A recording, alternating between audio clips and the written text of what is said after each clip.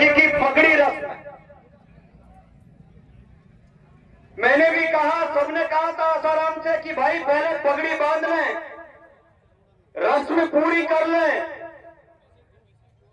लेकिन आसाराम ने कहा था कि मैं पगड़ी कब बांधूंगा जब मेरे 3600 कौम के लोग, मेरे समाज के आदमी मुझे पगड़ी बंधवाएंगे, फैसला कर लेंगे। 4 बजे मैं समाज के बीच पगड़ी बांधूंगा। सोचने का विषय है बंधु आपको। आप तो सोच रहे होंगे कि पगड़ी रस्म पूरी हो गई होगी, ये सिर्फ मीटिंग बाकी रही होगी, लेकिन आसाराम ने अभी तक पगड़ी रस्म नहीं की है, पगड़ी नहीं बांधी है।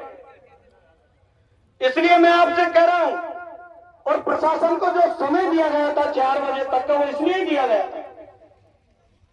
हमारे पास अब जो बाकी का समय बचा है, 4 बजे में जब तक तमाम जगह से हमारे पास लोग आए, अपनी बात रखेंगे और हमें करना क्या चाहिए इस बात पर तर्क देंगे।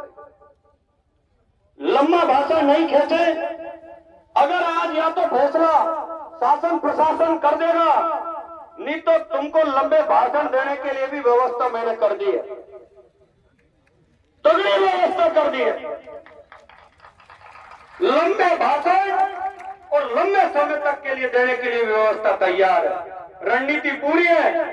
लेकिन अब फिलहाल में हमें क्या करना चाहिए, किस तरीके से हमें इसको आगे बढ़ाना चाहिए, इस पर आपके विचार रखें।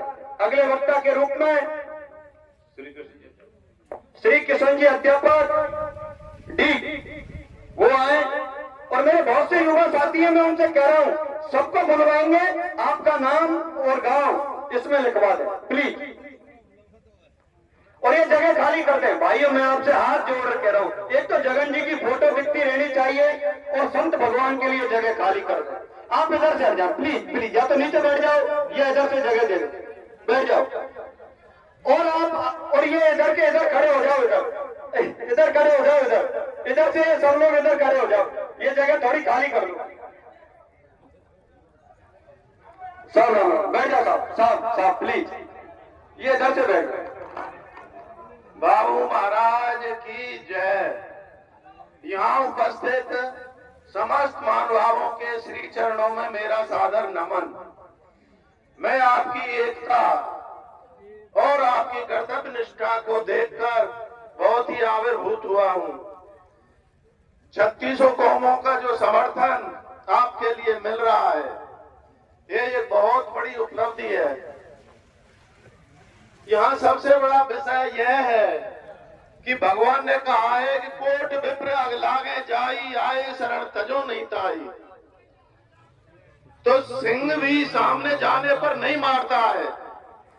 जो हमारे राजस्थान की सरकार, जिसने एक शेर को गीदड़ों की तरह जेल के अंदर जो दुराचार किया, इसका खामियाना इनको बहुत बुरी तरह से भोगना पड़ेगा।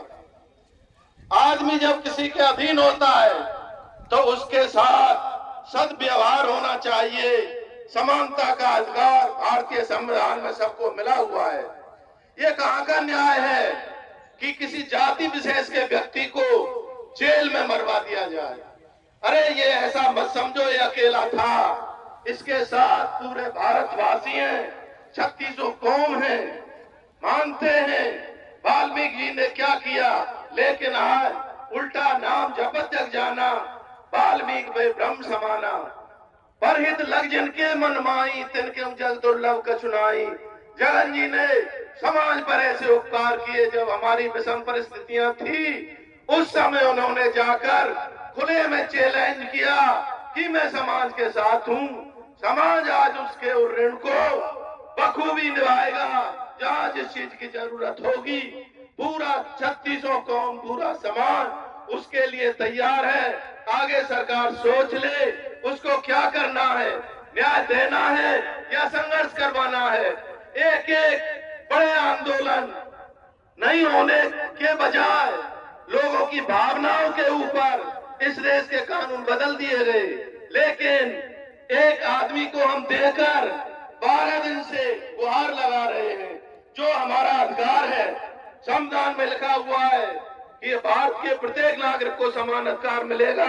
ना हम कोई नौकरी मांग रहे, ना कोई पैसा मांग रहे। एक न्यायोचित व्यवस्था है। जिस जेल में पहले एक मुलजिम का मर्डर हुआ और वहां से दूसरे उसके भाई की जो गुहार समाज द्वारा लगाई जा रही है, उसको सरकार को तत्काल मान लेना चाहिए था। लेकिन सरकार की क्या मंशा है? अगर सरकार 4 बजे का टाइम है, उस समय तक अपने वक्तव्य सही नहीं देती है और सही दिशा में काम नहीं करती है, तो समाज आगे अपना फैसला करने के लिए स्वतंत्र है। राम राम साहब।